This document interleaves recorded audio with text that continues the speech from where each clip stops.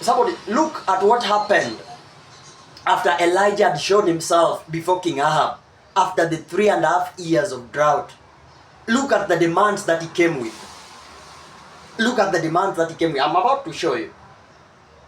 The demands. When Elijah was presenting himself before Ahab after the 3.5 years of drought, after God had commanded him to go and appear before Ahab, Elijah the prophet did not appear empty before the king.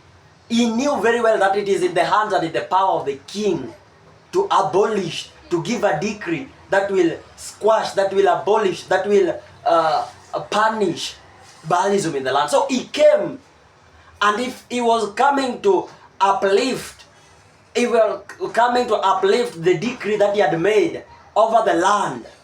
Somebody listen. He knew it was a business. It was a negotiation. Ahab had to do his role, and he also was going to do his role. Men of God have power, they have authority. They can control the supernatural, they can control the things that these men in government cannot control because of their spirituality. But then, if anything has to happen in the country where these men in government are, you have to pass through them. So if the king Ahab had allowed the worship of idols in this land, yes, this man is a prophet who could pray. He had the power over nature. We see he had the power over gravity. But now when it comes to the government, he had to negotiate with the government. You cannot ignore government. These are institutions that have been put by God. So he came before Ahab with demands, because he knew only the king could meet those demands. He had the demands, and those demands, only the king could meet them, not any other person. Not prime minister, not the deputy president, only the king himself. That is why he never wanted to meet any other person, he just wanted to meet the king himself. If you read the book of 1 Kings chapter 18 verse 17, the Bible says, "And it came to pass, when Ahab saw Elijah, that Ahab said unto him, You that troubleth Israel." So imagine one man, because of his spirituality, became a pandemic to a whole country. But still, there are certain things that this man, one man who has become a pandemic to the whole country, if he has to do them in that country, it is still going to pass through the government. Do you see the contrast? I don't know if you are seeing this irony. This man has power over nature. He has power over everything. He has power. He controls everything. But still, there are laws, constitutions that are passed by the government, because that government is the one controlling that country. So, this man, he might do all those gymnastics because of his spirituality. He understands spiritual matters. But if the whole country is going to go into a given direction, they will follow the government, because it is the government that controls them. They are in the hands, all the citizens are in the hands of the government. So, however much and powerful and anointed Elijah was, if his desires were to be met, they were to be met by the government. The people will not hear him, the people will hear the government. That is the system. So, Elijah is, Ahab is telling him the trouble of Israel. And then in verse 18, 1 Kings chapter 18 verse 18, and he answered, Elijah answered, "I have not troubled Israel, but you and your father's house, in that you have forsaken the commandment of the Lord, and that you have followed Baalism." So Elijah had no problem with any other person. He only had a problem with Baalism, and that was what God sent him to correct in the land. The only assignment that God gave Elijah was to deal with Baalism. That was the major assignment that God brought Elijah. And he brought him to partner with the kings, men in government, because that decree was made in the government. That law was made in the government. And if it was to be brought down, men in the government were the people to be bringing it down.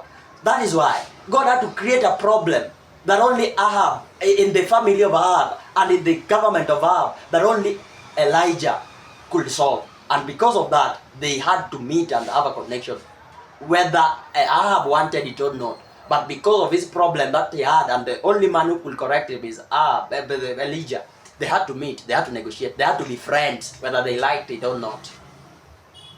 Verse 19, it says, now therefore, send and gather to me all Israel unto Mount Carmel, and the prophets of Baal 450, and the prophets of the groves of 400, with which eat at Jezebel's table. 1 Kings chapter 18 verse 19. This was the demand that Elijah had. But Elijah, even though he was mighty, powerful, great, had the power over nature, but if he had to call people to meet in one place, if he had to call people to meet at Mount Carmel, Mount Carmel was the stadium of government, of the national stadium, the largest stadium of that time. That stadium was in the hands of government. So it was the government to rent it to people. So Elijah was not able to call these men to come to that Mount Carmel, the stadium of their time, without passing and asking for permit from the president. After asking for the permit from the president, he went ahead to tell the president also to call the prophets of Baal, 450 of them, and the prophets of groves, 400 of them. So in the total, 850 prophets. Elijah by himself, he was not able to summon these people, these 850 prophets of Baal. They will not hear him. They will not come. But if it is the president himself who has summoned them, they will come because they respect and honor the president who allowed them to operate there. I don't know if you are catching something here. So Elijah had the power, had all those things, but he was not able to call the prophets of Baal together to address them. They will not come, you know it. But if the president called, they will come. At the same time, Mount Carmel was the national stadium and it was being rented. And the only person who could, Elijah did not have money or resources to rent it. He's a man who did not have money or what. Nobody knows about it. Yet he wanted to use that stadium because it was the one that was able to accommodate 850 prophets. Those are just prophets alone. The Baal prophets. Leave alone now the people that were coming to witness the contest. So he needed a stadium. He needed something big, a big stadium. And for a big stadium of a country to be rented or to be given to somebody for operations, you have to pay. They are being rented. They have to bring the government revenue. So because Elijah did not have that resource or money, his problem that he caused made him to meet with the king, and the king had power. He will use his leverage as a king to just give a decree. Let these people use the Mount Carmel, the stadium. I don't know if you are getting it. That was why God had to connect Elijah with the king. There are things you need in this life and they need money. You don't have that money. Pray that God connect you with the men with the resources. All those things will be catered for in minutes, in hours, in days. There are things you are suffering from today because you don't have money. And not because God has not given you wisdom to create relationship with influential men, men in government, men with authority, men in power. It is that you are sleeping. You do not know that you have gifts. You do not know what God has put inside of you to connect you with the men in authority, men in government, men in power. So, verse 18, 1 Kings chapter 18 verse 20, the Bible says, so Ahab sent unto all the children of Israel, and gathered the prophets together unto Mount Carmel. Ahab had to play along with the demands that Elijah came with. It was, they met. Elijah had this demand, Ahab had his own demand. Uplift this decree that you made for all these 3.5 years we have been suffering because of this drought. Please uplift it. And then prophet Elijah is telling, I'm only going to uplift it on one condition. Number one, allow me use the national stadium, Mount Carmel. Number two, invite for me all the prophets of Baal, the 850 of them. Number three, tell all people in the country to come. It was like a national holiday. The president comes and gives a national holiday. Why? Because of a contest. It is not in the constitution. It is not, but everybody, because he told, if, look at that verse 18, verse 20. First Kings chapter 18, verse 20. Support media put it. Chapter 20, it says, so Ahab sent unto all the children of Israel. All the children, all of them, everybody on that day met on that national stadium. All of them. So it was a public holiday. It was a national holiday. People did not go to work on that day. Businesses were closed on that day. It was only by the government that this was able to happen. It is only the government that can give national holidays. Have you ever seen a prophet praying and telling people, now tomorrow you are to go, you have a national holiday? People will go to work. That is why God had to use this office of the king, the president, to cause this meeting, this occasion to happen. This conference that happened at the stadium called Mount Carmel, and the people that were present, the dignitaries that were present, among them were 850 Baal prophets. Now, plus now the citizens of the nation of Israel. It was a national holiday that is not in the constitution. But because the power to give national holidays in the office of the presidency, he was able to give it. That is why Elijah had to pass through that. Because God wanted to show the all people of Israel. So they had to be present on that day. They had to leave out their job, their tasks, their mandates, their duties and all. They had to be present. So they had to get a national holiday. And then now those prophets, they had to come, even though they never wanted to meet with who? With the prophet of God, Elijah. So you see how the government, the office of the president, the office of the big man, played a role into ensuring that the Baal prophet and the all people of that nation Israel, on that day they got a public holiday and they met and they saw. It was in the office of the president, Ahab. That is why God had to make Elijah meet with him and negotiate. So Ahab understood the assignment. So both Ahab and Elijah understood the assignment. Ahab understood the assignment that the plan of God was achieved. Because he played his role. He gave the national stadium Mount Carmel, and then he also gave, he called the prophet, the 850 prophets of Baal, number 3, and then he gave the public holiday for all the people in the land of Israel, and he brought them together. So he understood his assignment, and by doing that, the plan of God was achieved. The plan of God was achieved. That was how Baalism was brought down on that day. You see, you know that, you know what followed, and how the 850 prophets of Baal were slain, and that was how the sanctity of the altar of God was restored. After that Mount Carmel contest, the person who made that Mount Carmel contest to be possible was this king called King Ahab. He was the one who planned everything. He was the one. So Ahab, not Ahab, but Elijah was so close with God, and with this closeness with God, God gave him wisdom and ways of how he can get in partnership and contact with the king. And once they met with the king, what followed was the sanctity of the altar was restored after the 450 Baal prophets were killed.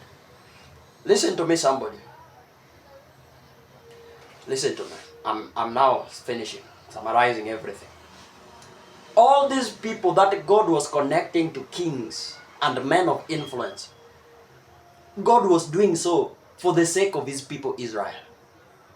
God was doing so for the sake of his people. He was not doing it for the sake of those people that he was connecting. He was doing it for the sake of his people. He had his people in mind, not an individual, but a generation in mind. The people of God, the people of Israel. He had these people in mind. That is the same way when you have been connected with a government. You are a Christian. You are a pastor. You are a prophet. You are a man of God. And God has connected you. God has placed you into a position of leadership, governance, or He has connected you with men in power, men in authority, men of influence, men with a voice, people who make law.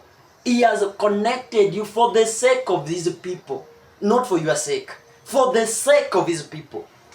Unfortunately, many of us, once we are connected with the government, people in government, what we think of is of how to enrich ourselves, how to build ourselves, how to amass wealth for ourselves.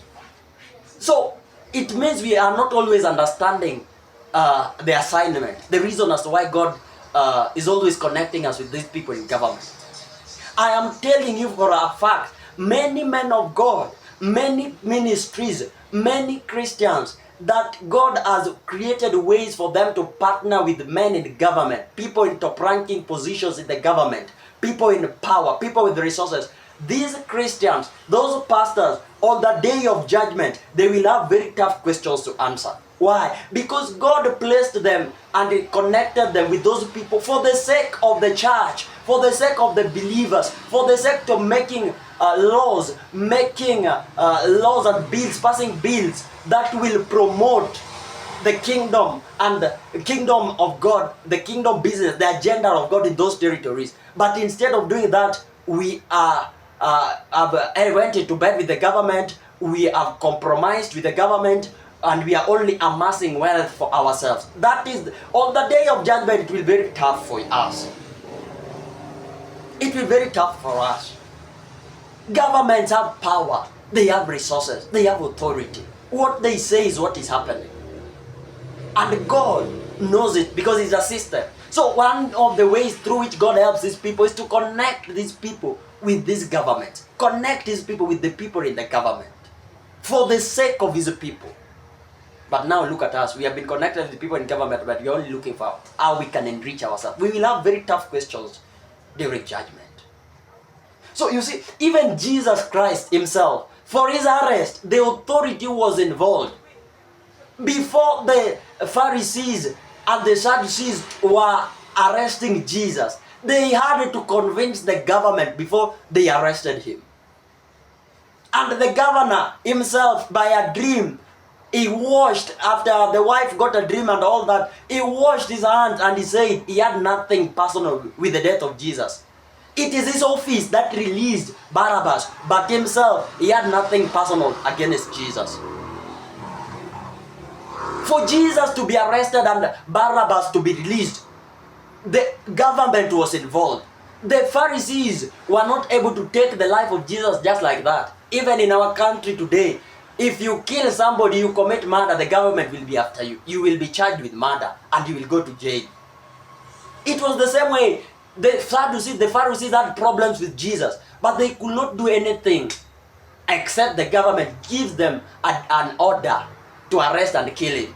And that is why they looked for ways to convince the government. They even pretended and they accused him of doing so many things that he did not do for the sake of them being allowed to arrest Jesus. But even after coming with all those accusations, Pilate did not find anything, any accusation that met the death of Jesus. He did not find, and he washed his hand and he said, "It is not me. I have nothing personal against this Jesus. But it is my office, because my office, what you want, the government is for the people, by the people, and for the people." He released Barabbas and gave them order to kill Jesus.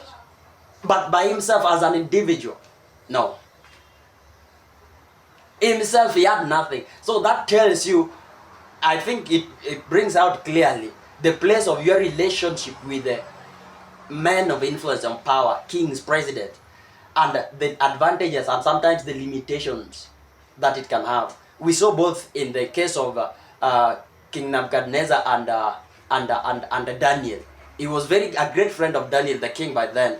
But then, even with that, his friendship with Daniel, they were not against above the law. So he had to be put into the den of lions. You saw it. It is still in the same case we are seeing here. The king himself, even though he saw Jesus as an innocent man, but the law was above him as a king.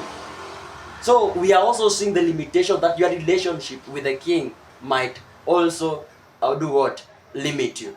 It is not a what? it is not a guarantee, it is not a surety that if you have the relationship with the president of your country, everything will just go the way you have planned. There are some that there are limitations. It is only God who is not limited. But even with the men in the power and authority, they are also limited. They are also limited. So after Jesus was killed and hanging on the cross, Joseph of Arimathea went to the government to ask for the body of Jesus Christ. So as powerful as Jesus was, but still no one could take his body from the cross without involving the government. You see how government is. We cannot trash the place of government. We cannot ignore government. We cannot, somebody listen to me, get this, let it enter you. If you cannot be part of the government, elect somebody who is part of you to represent you in the government. It is in government where laws are being made. Those laws are not for only certain sects of people. It is for everybody in that country. They can limit you or they can promote you. So you need to stand and raise people to go and sit in those seats in the government. The body of Jesus Christ, for him to be killed, the government had to allow it. For him to be buried, the government had to allow it. You see the government. You cannot ignore the government. Stop this mediocrity, and I don't have to be in government. I am not interested with the politics of this country. I'm not interested with this government. My friend, stop speaking like that. Stop thinking in that manner. You are heading to destruction. You will suffer here. You are the Shadrach, Meshach, and Abednego that are going to cry. Stop reasoning that way. I believe you are blessed. Kindly share this video. Let it reach as many people as possible, so that we bless the body of Christ together. My last plea with you, begin to seek for partnership, connection, and friendship with the government. And also begin to seek for positions in government, elective positions. Go for governorship, presidency, senator, MP, MCA. Go for those seats. You who is born again, you is a preacher, you go for those seats. Go for those seats.